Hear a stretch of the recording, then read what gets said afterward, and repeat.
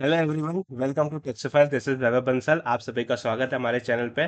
आज हम वीडियो में बात करने वाले हैं 10 ऐसे एक्सपेक्टेड चेंजेस जो सरकार को हमारे लिए सीनियर सिटीजन्स के लिए लाने चाहिए। आप सभी के लिए, सीनियर सिटीजन्स के लिए बहुत बड़े ये रिलीफ हो सकते हैं अगर सरकार इस पर फोकस करते हुए जो अब आने वाला अपकमिंग बजट है, जो जुलाई में आने वाला है, इसी महीने आने वाला है 22 या 23 तारीख को, तो उसमें हम क्या एक्सपेक्टेशंस रखते हैं कि सरकार आपको क्या 10 ऐसे बेनिफिट्स हैं जो दे, जिससे आपका ज़्यादा आपको बेनिफिट मिलेगा और सरकार को ये चीज़ें देनी भी चाहिए। मैं आपके साथ कुछ ऐसे बेनिफिट शेयर करने वाला हूं जो सरकार के बहुत समय से ड्यू हैं, पर सरकार ने अभी तक उनको बेनिफिट्स को आप तक पहुंचाया नहीं है। सो अब ये समय है सरकार तक अपनी अपनी राय पहुंचाने का, और हम भी एक इस पर रिप्रेजेंटेशन सरकार को जरूर से देने वाले हैं। अपने जितने भी चेंजेस हैं जो हमें लगता है कि ये होने चाहिए, उन क्यों होने चाहिए, उसके प्रॉपर रीजनिंग के साथ हम भी ये अपनी पूरी ये 10 एक्सपेक्टेड लिस्ट हम सरकार तक पहुंचाने वाले हैं। अगर आप भी इसमें हमारा योगदान देना चाहते हैं, आप भी अपना कुछ योगदान देना चाहते हैं, हमारी हेल्प करना चाहते हैं, तो कमेंट बॉक्स आपके लिए हमेशा खुला है।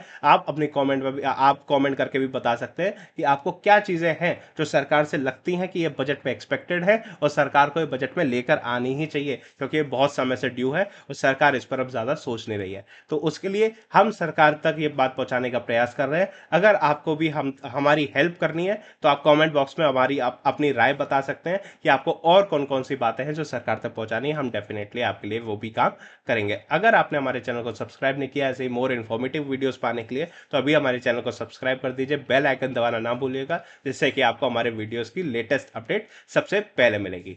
बिना किसी देरी के चलिए आगे बढ़ते हैं। देखिए, सबसे पहला चेंज जो हमारे को लगता है कि सबसे ज्यादा जो लोगों ने हमसे पूछा कि 194 की डिडक्शन हमारे को क्यों नहीं मिलती है। 194 की डिडक्शन, जैसे 194 में क्या, मैंने आपको पहले भी बताया था कि आईटीआर भरने की जरूरत नहीं है 194 में उन लोगों को जो 75 या ईयर्स या उससे ज्यादा है। पर उस वीडियो के कमेंट में मुझे इतने सारे कमेंट मिले कि 75 साल जब सरकार सीनियर सिटीजन बोलती है तो सीनियर सिटीजन 60 साल से ऊपर होता है, तो यहाँ पर सीनियर सिटीजन बोल के सरकार ने 75 ईयर्स या उससे ऊपर वाले लोगों को ही क्यों बेनिफिट दिया है। आईटीआर ना भरना, अगर मेरी भी पेंशन इनकम है और सिर्फ मुझे पेंशन से ही इनकम आ रही है, उस पर इंटरेस्ट की इनकम आ रही है, तो मुझे भी एज अ पर्सन 60 ईयर्स या ऊपर वाले लोगों को सबको एग्जाम कर देना चाहिए। 75 ईयर्स की रिस्ट्रिक्शन को हटा के सीनियर सिटीजन के नाम की रिस्ट्रिक्शन, 60 साल के ऊपर की रिस्ट्रिक्शन सरकार को दे देनी चाहिए कि 75 और 60 साल की जो 15 साल का जो सरकार ने गैप किया है, गैप में जो बाइफर्केशन किया है सरकार को, इसको हटा के सब लोगों के लिए 60 साल की एज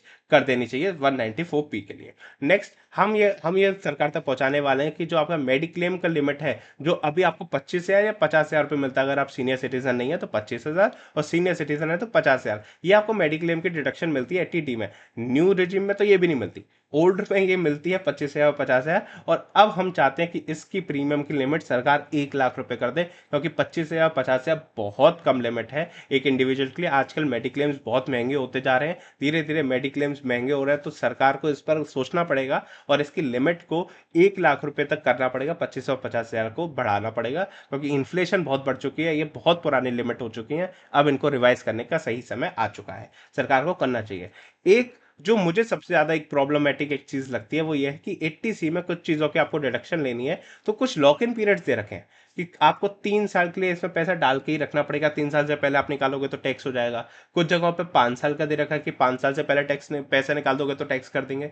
ये लिमिट को कहीं ना कहीं सीनियर सिटीजन के लिए रिस्ट्रिक्ट करने की जरूरत है सरकार को, क्योंकि सीनियर सिटीजन को आपको वर्किंग कैपिटल चाहिए, लिक्विडिटी उनके हैंड में चाहिए, तो आप उनका पैसा आप 3 साल या 5 साल के लिए ब्लॉक नहीं कर सकते हो। तो आपको 80C का डिडक्शन देने के लिए for the senior citizen, basically मैं सीनियर सिटीजन के लिए यहाँ पर जोर ज्यादा देना चाहूंगा कि सीनियर सिटीजन के लिए आपको कहीं ना कहीं इसको रिलैक्स करना पड़ेगा। या तो आप पीरियड को रिलैक्स कीजिए, या फिर आप फुल अमाउंट टैक्स ना करके एक प्रोपोर्शनेट अमाउंट को टैक्स कीजिए। उसके लिए सरकार को इस पर सोचना पड़ेगा, क्योंकि यहां पर सीनियर सिटीजन को हमारे को बेनिफिट देने की जरूरत है। सीनियर सिटीजन ने अपना कमाए हुए पैसे पर हमेशा टैक्स दिया है, अपनी पूरी जवानी में टैक्स दिया है। अब जब उनके इस एज ग्रुप में वो आ चुके हैं जब उन्हें हमारी जरूरत है, तो सरकार को उधर आपको लिमिट करना पड़ेगा अपने आप को, और कहीं ना कहीं उधर आपको बेनिफिट सीनियर सिटीजन को देके चलना पड़ेगा। नेक्स्ट, हम चाहते हैं 80C की लिमिट। भाई ये तो बढ़ा दो।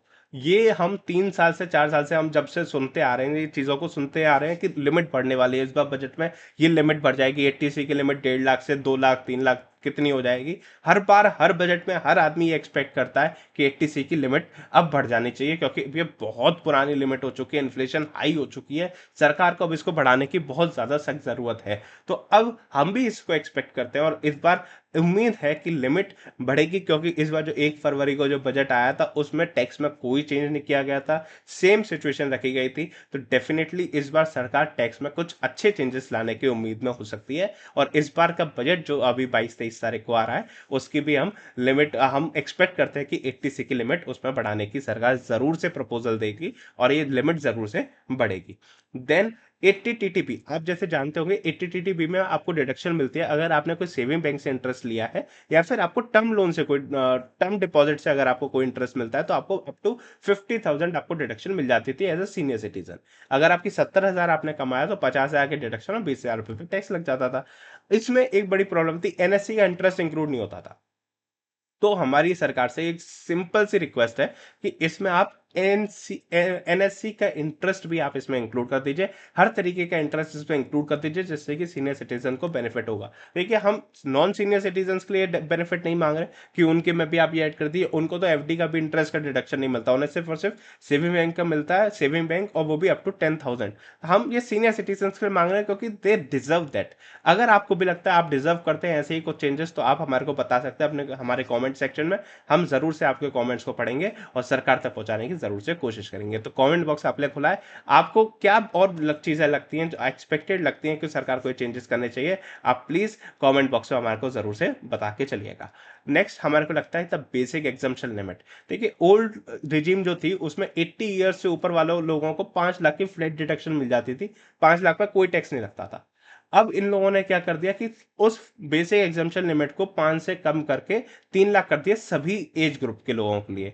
आप यहाँ पर बेसिक एग्जाम्पशन लिमिट को 5 लाख ही करिए, 80 ईयर्स से कम लोगों वालों को इसमें क्यों आप बेनिफिट छीन रहे हैं उनसे, जब आप पहले ही 5 लाख रुपए का देते थे तो अब आपने 3 लाख रुपए का क्यों बेनिफिट कम कर दिया, अब ये 2 लाख का बेनिफिट क्यों आप कम कर रहे हो। तो इसलिए बेसिक एग्जाम्पशन लिमिट जो है वो 5 लाख रुपए हो जानी चाहिए इंस्टेड ऑफ 3 लाख रुपीज। अभी सबको 3 लाख की न्यू रिजिम में सबको 3 लाख की फ्लैट डिडक्शन मिलती है, और जो 80 ईयर्स से अब थे उनकी पहले 5 लाख मिलती थी, अब 3 लाख हो गई है। तो यहाँ भी सरकार ने उनके साथ नाइंसाफी करी है। आपको क्या लगता है यहाँ पर भी नाइंसाफी है या नहीं, आप हमारे को कमेंट बॉक्स में बता सकते हैं।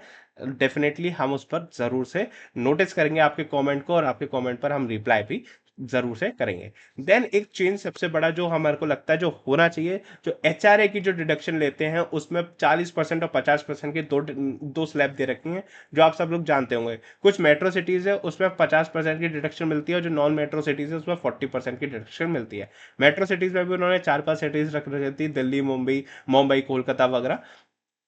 अब हम चाहते हैं इस 50% की लिमिट में कुछ और सिटीज को भी इंक्लूड किया जाए, क्योंकि यहाँ पर इन्फ्लेशन ज्यादा है, प्रॉपर्टी के रेट ज्यादा है, तो इधर रेंट भी ज्यादा जाया जाता है। तो ज्यादा रेंट होगा तो हमारे को ज्यादा डिडक्शन की भी जरूरत है, और वहां पर हम चाहते हैं एनसीआर, बेंगलोर, पुणे और हैदराबाद, इन 4 सिटीज को भी कवर किया जाए 50% की लिमिट में। ये अभी तक 40% की लिमिट में थे, अब इनको भी कन्वर्ट किया जाए 50% की लिमिट में, और हमें इधर ज्यादा से ज्यादा बेनिफिट देकर चलना चाहिए सरकार को, सभी लोगों को।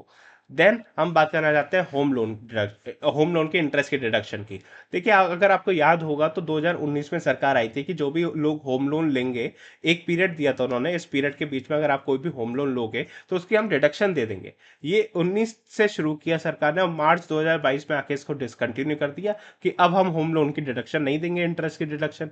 तो देखिए होम लोन की आज भी जरूरत है, आज भी लोग घर खरीदते हैं, तो ये 2019 से लेकर 2022 तक का जो पीरियड था इसको एक्सटेंड कीजिए अभी कम से कम 2 साल और, तो 2026 तक इसको एटलीस्ट आपको ले जाना चाहिए। होम लोन की डिडक्शन इंडिविजुअल्स को आपको देनी चाहिए, ये मच नीडेड रिक्वायर्ड चीज है, जो मुझे भी बहुत लोगों ने कमेंट सेक्शन में बताई, मेरी वेरियस वीडियोस के कमेंट सेक्शन में बताया कि होम लोन में अभी डिडक्शन की जरूरत है, इसको कम से कम सरकार अभी और विचार करे, इसको 2 साल और बढ़ाने के लिए। अगर आपको भी लगता है सरकार को इस चीज को बढ़ाना चाहिए तो प्लीज कमेंट बॉक्स में हमारे को अपनी राय जरूर दीजिए। देन हम चाहते हैं डिडक्शन फॉर रेंट मिले, अब जो न्यू रिजीम में उसमें नहीं मिलता, ओल्ड रिजीम में मिलता था। ये बेनिफिट छीन लेना इस पॉइंट ऑफ टाइम पे गलत है किसी से भी, चाहे वो सीनियर सिटीजन हो चाहे सीनियर सिटीजन नहीं हो, पर डिडक्शन फॉर रेंट जो पहले मिलता था अब नहीं मिल रहा है। सरकार को इस पर सोचना चाहिए और इसकी डिडक्शन तो एटलीस्ट देनी चाहिए।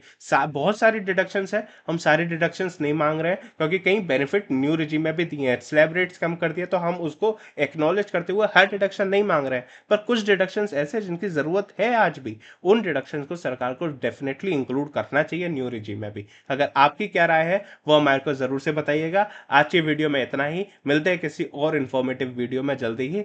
आपको क्या लगता है, आपको क्या राय है आपकी, और आपको कौन सी चीजें और लगती हैं एक्सपेक्टेड हैं जो इस बार बजट में आ सकती हैं, डेफिनेटली आप हमारे को कमेंट करके बताइएगा। मैं आपके कमेंट को जरूर से पढ़ूंगा और जल्दी से जल्दी रिप्लाई देने की कोशिश करूंगा। पिछले कुछ वीडियोस में मेरे से डिले हुआ कुछ चीज़ों में बिजी होने की वजह से, अब जल्दी से जल्दी मैं आपकी हर कमेंट पर रिप्लाई देने की जरूर से कोशिश करूंगा। तो आपको कुछ भी चीज़ में अगर डाउट हो, अगर आप चाहते हैं अगली वीडियो में इस टॉपिक पर लेकर आऊं, तो वो भी आप हमारे को कमेंट सेक्शन में बता सकते हैं। मैं उस पर जरूर से काम करके आपके लिए जल्दी से एक वीडियो उस पर भी लेकर आऊंगा। और आपको क्या लगता है कि बजट में आपको क्या एक्सपेक्टेड लगता है, आप हमारे को कमेंट सेक्शन में बताइए। और कौन सी बातें हैं आपको लगती है जो हमारे को सरकार तक पहुंचानी चाहिए, उसके लिए कमेंट बॉक्स पड़ा हुआ है। आपको जितना लिखना आप लिखिए, जो भी आपको राय लगती है, जैसी राय लगती है, सही गलत वो छोड़िए, आपको क्या लगता है आप वो लिखिए। तो मिलते हैं अगली वीडियो में, तब तक के लिए कमेंट बॉक्स आपका है, जितना लिखना है आप लिख सकते हैं। Thank you very much.